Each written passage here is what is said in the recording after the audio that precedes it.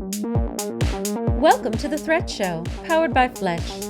A lot of people are putting information out on TikTok that they don't understand the fact that it is a surveillance mechanism for the Chinese government. And okay, I'm selling cakes and pastries on TikTok while I'm dancing next to a pool.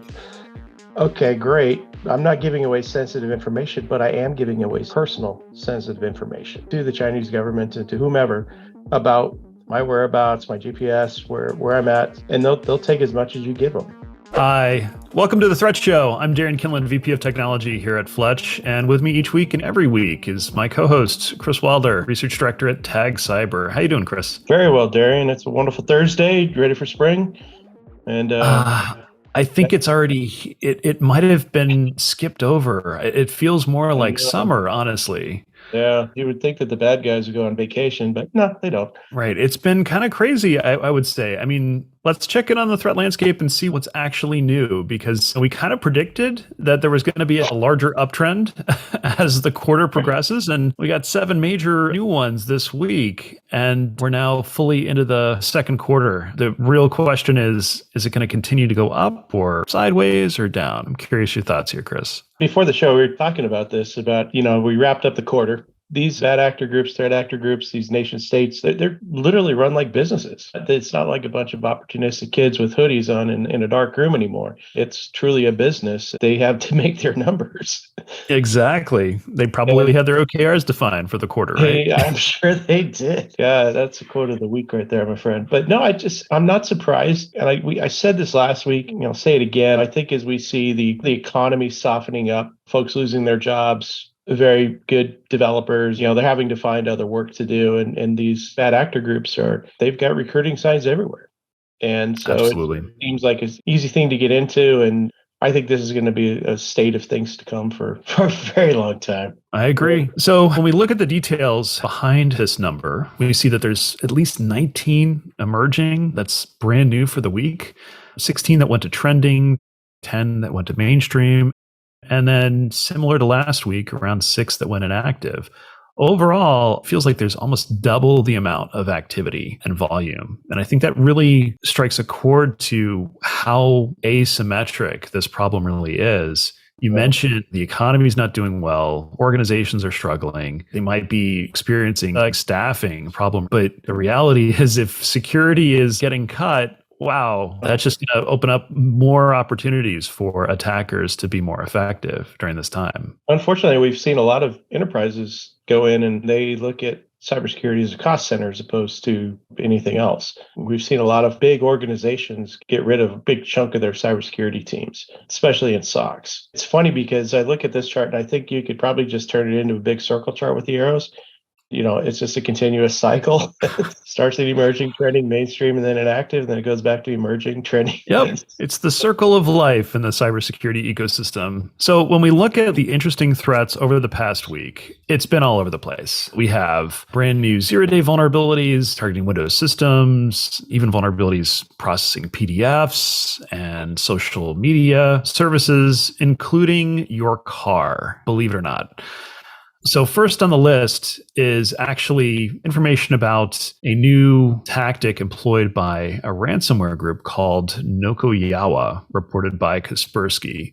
And they had mentioned that in the course of detecting this threat, that this particular ransomware group had a track record of abusing a particular mechanism within Windows called the common log file system. But now they've gotten so good about exploiting this particular subsystem that they've now started to pair up zero-day vulnerabilities in their latest round of attacks. So this is kind of another evolutionary step for this group. Normally, you see weaponization of zero-day vulnerabilities limited to nation-state threat groups. In this case, it's now being used by cybercriminal elements. Pretty nasty. And in this particular case, the vulnerability still requires local user access. So once they've got a foothold into a Windows system, they abused this vulnerability to get effectively admin access in order to complete the full encryption of all data on disk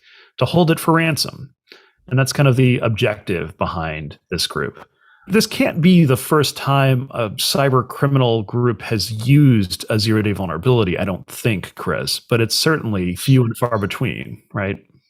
Yeah, and we've talked about this a bunch of times, Lazarus getting elevated to a nation state. But I think that maybe there's an exchange out there on the dark web where these guys are grabbing code from each other. They're moving. I know that guys move between groups and bad actor groups based on what they want to accomplish. So it's not surprising that they're using 0 days. This is for Windows servers connected to the internet, correct? Right. Correct. Yes. So yeah, this was something that you shouldn't do. That's one thing. Yeah. If I'm giving out advice, that's what I would do. I would never, say don't, put everything behind a firewall. But this is something that was one of the reasons why Log4j became such a panic attack, was because there were a lot of Java servers out there that were connected to the internet. And this kind of feels, and probably not as big as it is, but I would just, for enterprises and vendors and everybody else who has running a Windows environment, don't connect it directly to the internet. They will find you.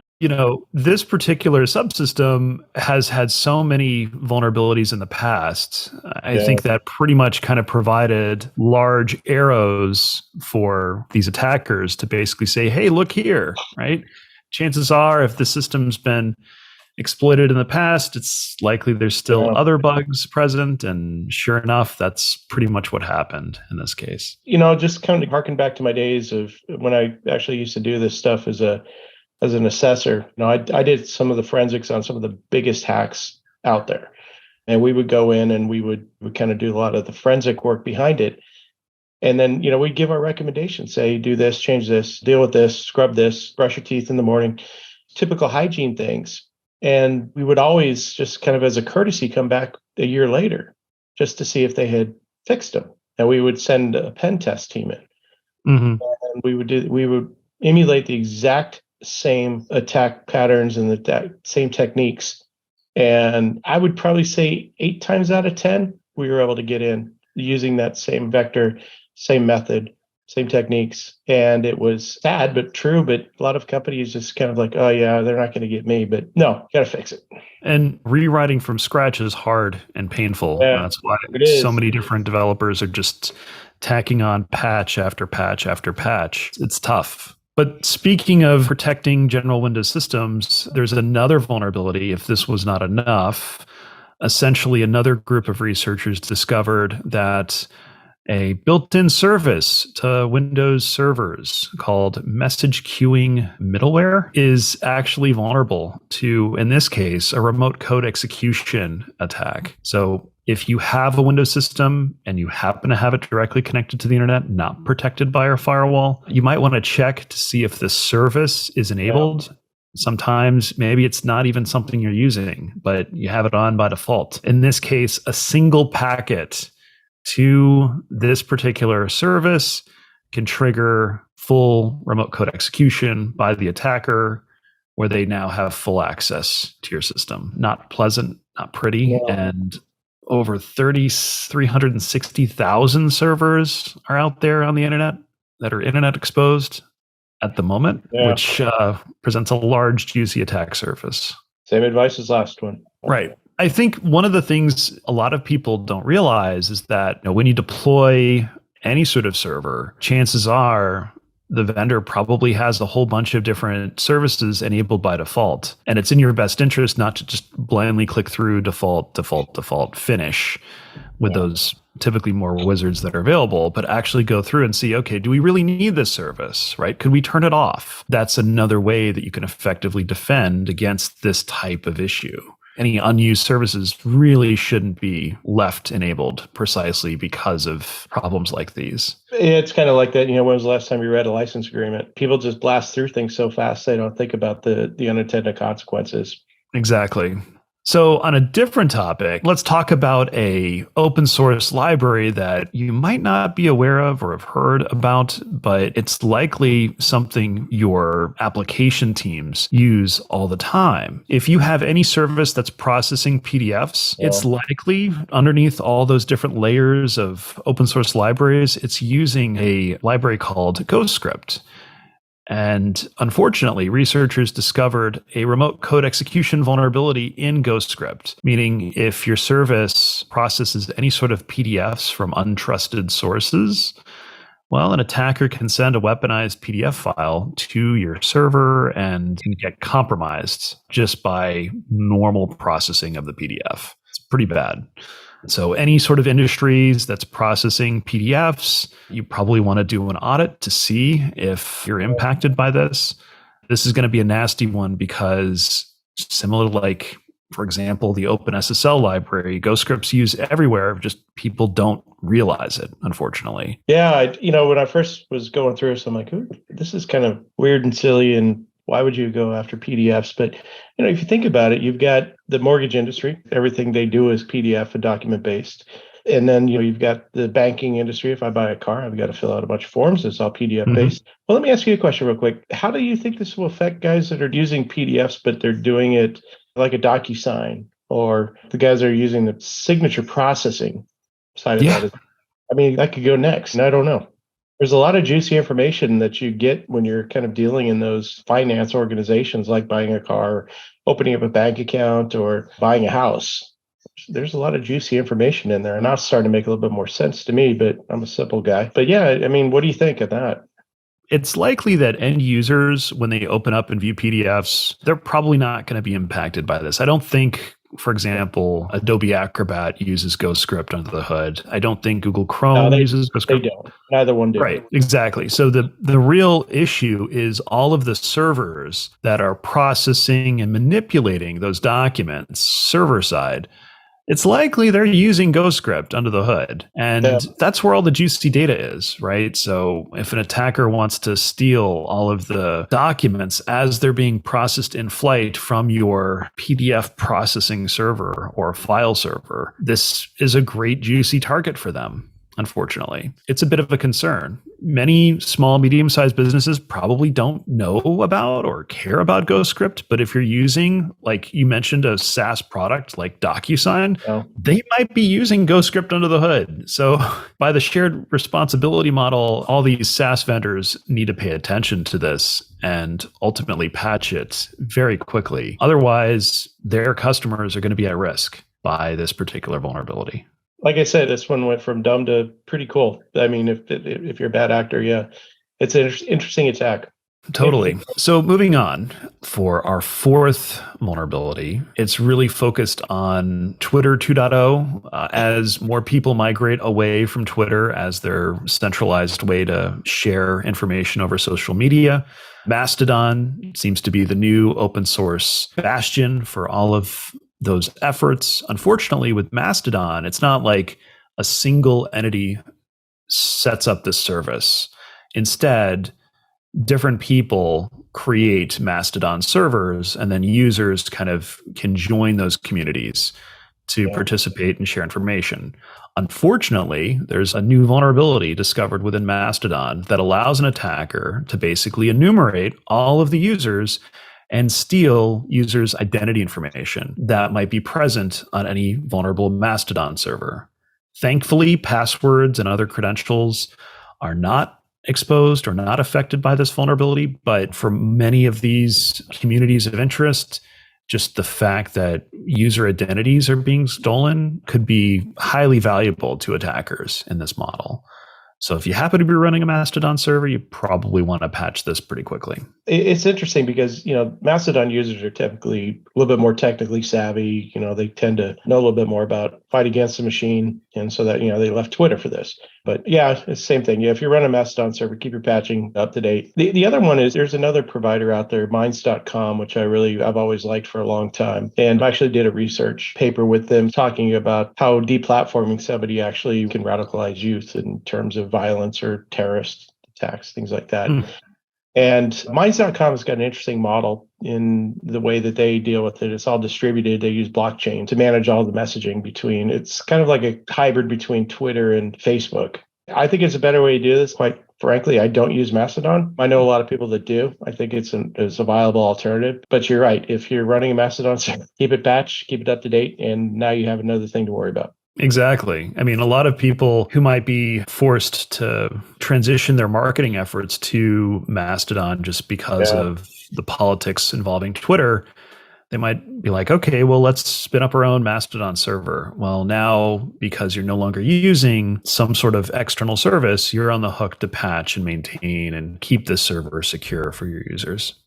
Last but not least on our threat list this week, there is now a new vulnerability discovered against certain types of vehicles. Specifically, the controller area network CAN is affected by this particular vulnerability. What was discovered recently is that literal criminals are detaching headlights from vehicles in order to get access to the wiring of the CAN network internally to the vehicle, and then use that to fake unlock codes that ultimately trigger the ability for an attacker to steal the car.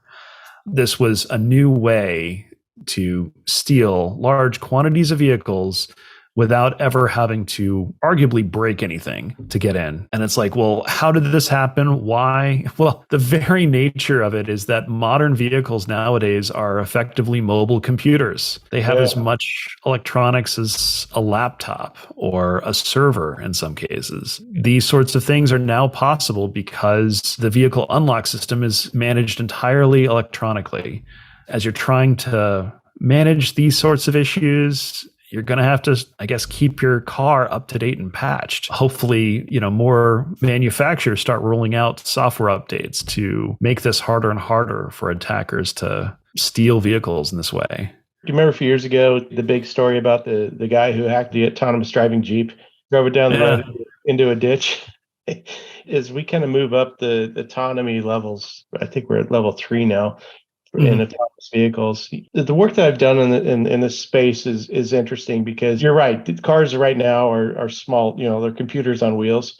But as we start moving up the chain in autonomy, they're data centers on wheels. And the average level 5 autonomous vehicle, that's the one without the steering wheel, and you're basically just riding in it. They give out about 2.5 petabytes an hour of data that have to come out of one port. So the amount of information, potentially some of it sensitive or not, that's coming out is growing exponentially.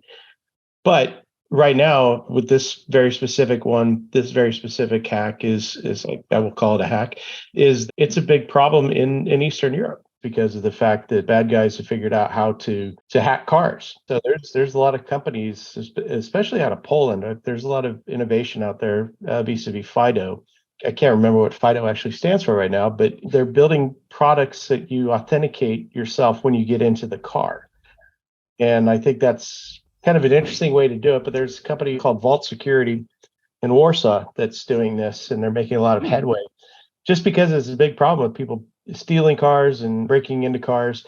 I don't know if it's using the same method, but they're mimicking and they're doing fob steals and things like that. And it's a big problem. Yeah, not surprising. I mean, you certainly went into the grab bag of vulnerabilities. Two-factor auth for your vehicles. Yes, exactly. Yes. That would be awesome.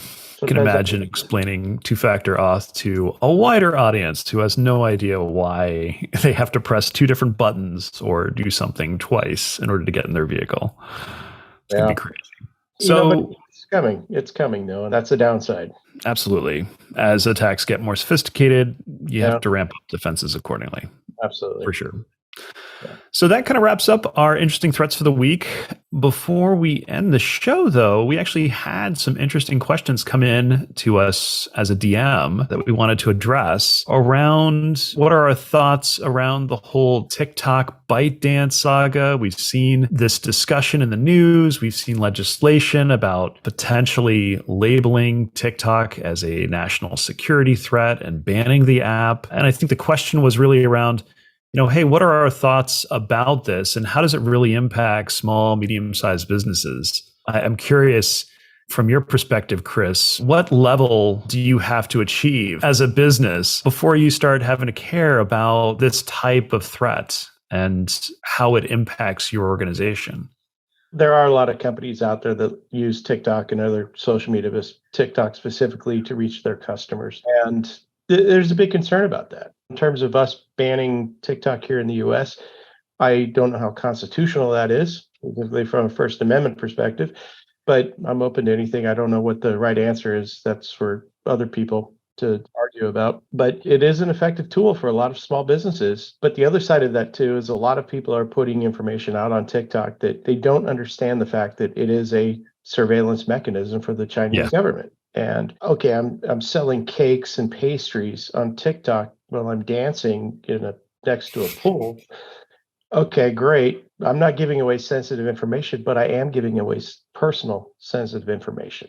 Sure. I'm giving away information to the Chinese government and to whomever about my whereabouts, my GPS, where I'm at, and they'll take as much as you give them. And we as people, as I've built investigations in the past, we always looked at patterns of behavior and what people do and how they do it. And when they do their cake dance by the pool, that's another correlation point.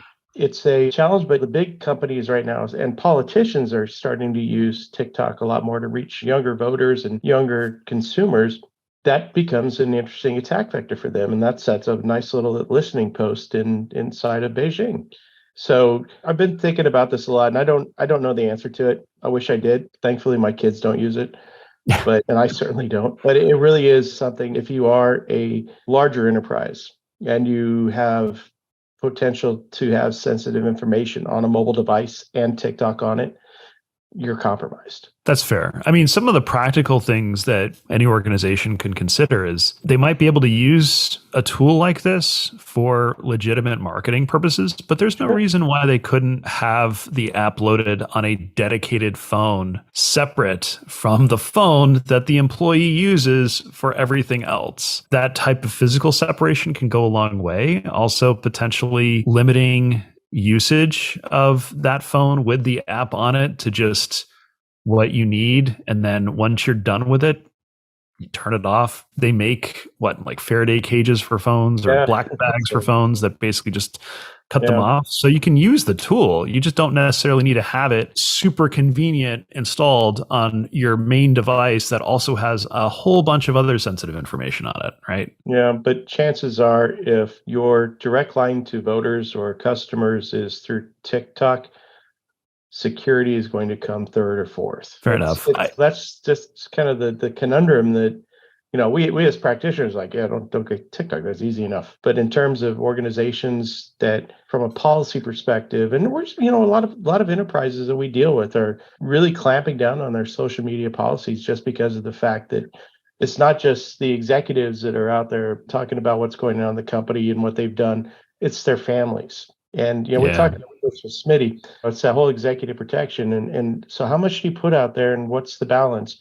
And it's more of a policy question as opposed to, I've got TikTok, so what do I do with it? I don't think it's practical to just have a TikTok phone. That might be a new revenue stream for them. But when somebody says, I've got a device that's just specifically for TikTok, I call Bravo Sierra on that. They don't. It's the same damn phone. They're compromised.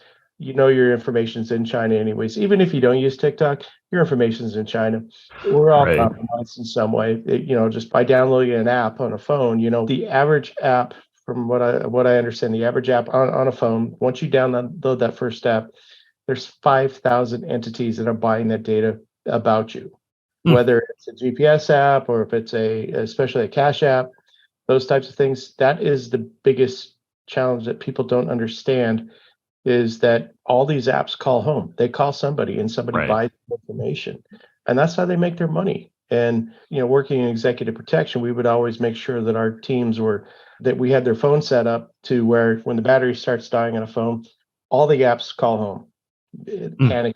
And they send out the last part of information. It's that kind of last heartbeat. And then you turn it back up, and you're back up and running. But you'd be amazed how much information you're giving away just by having a smartphone. I'm not going to say I have a flip phone. I have an iPhone, but it is something you need to be cognizant of because of the fact that you are giving away your information when you own a smartphone. It's the nature of the beast, unfortunately. Yeah. It's a really fine line here. I mean, there are so many different competing equities in all of these decisions that what's to say that if TikTok gets banned, right? Well, some other equally questionable social media app will likely take its place. And Yeah. the same thing happens over again, right? So is this really something that we can legislate? I don't know. I think it requires a combination of a number of factors, including user education and awareness. Yeah. It's a hard problem. I don't know if you saw last week, maybe even this week, in response, TikTok's parent company launched a TikTok 2 or something. It was like yellow square is what they called it, but it's the exact same service, but it wasn't TikTok.